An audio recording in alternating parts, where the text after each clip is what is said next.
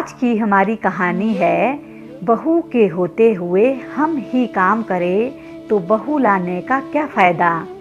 क्या बात है उर्मिला, तुम्हारी बहू छत में मज़े से धूप सेक रही है।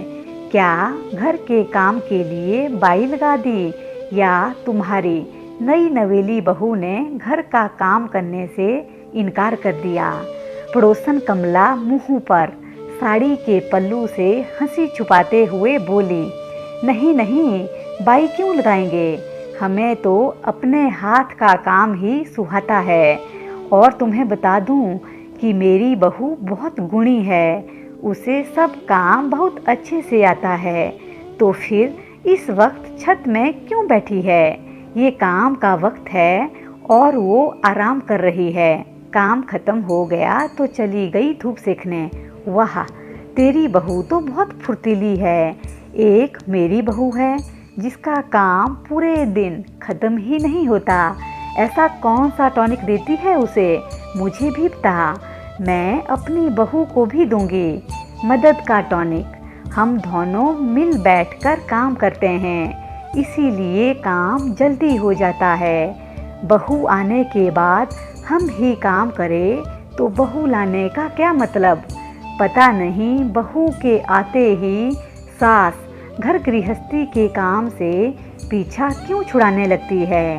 क्यों ना छुड़ाए, क्या जिंदगी भर कोल्हू के बैल की तरह घर गृहस्थी की चक्की में पीसते रहे।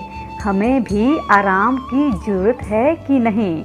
मैं कहाँ मना कर रही हूँ आराम करने से, पर बहू की थोड़ी बहुत मदद तो कर ही सकते हैं। फिर तूने सुना नहीं, 1 और 1 11 होते हैं। हमारे जल्दी काम खत्म होने का यही राज है। रजत और रजत के पापा के जाने के बाद हम दोनों मिलजुल कर बातें करते हुए काम करते हैं। 2 की जगह 4 हाथ लगेंगे तो काम जल्दी खत्म होगा। फिर बहू को भी आराम करने का वक्त मिल जाता है, जिसमें वो चाहे आराम करे या कुछ और।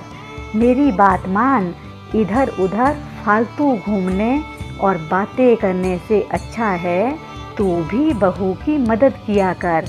काम करेगी तो हाथ पैर भी चलते रहेंगे, नहीं तो बैठे बैठे 10 बीमारियां लग जाती है। साथ ही बहू के मन में तेरे लिए प्यार और सम्मान भी बढ़ जाएगा।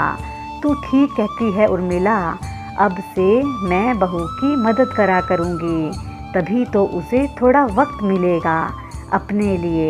चलती हूँ। एक नई सीख के साथ कमला जी घर चली गई। दोस्तों, ये बहुत ही प्रेरणादायक और पारिवारिक कहानी थी।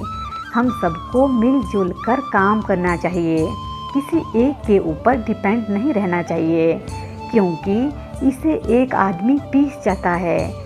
परिवार में शांति, प्यार और इज्जत बनी रहे, इसके लिए सबको मिलजुल कर ही काम करना चाहिए। ये थी एक छोटी सी कहानी। आपको कैसी लगी ज़रूर कमेंट बॉक्स में अपनी राय दीजिएगा। और अगर कहानी अच्छी लगी हो तो लाइक, शेयर और सब्सक्राइब करना बिल्कुल भी ना भूलें। अपना ध्यान रखिए, खुश रहिए, मस्त रहिए, हंसते रहिए और हंसाते रहिए।